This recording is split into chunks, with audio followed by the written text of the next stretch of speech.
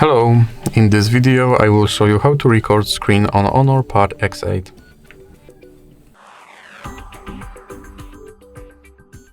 So you have to start with scrolling down from top of your screen and then do the scan, and here click on screen recorder, and as you can see now you have to allow this screen recorder application to use your microphone.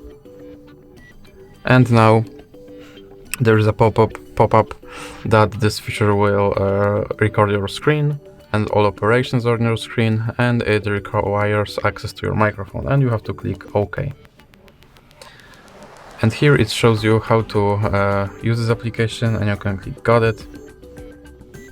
And as you can see, my screen is now recording, and you can see that here the seconds are going up.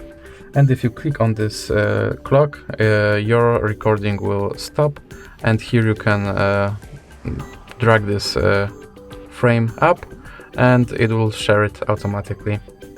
So that is for this video. If you liked it, please leave a like and subscribe.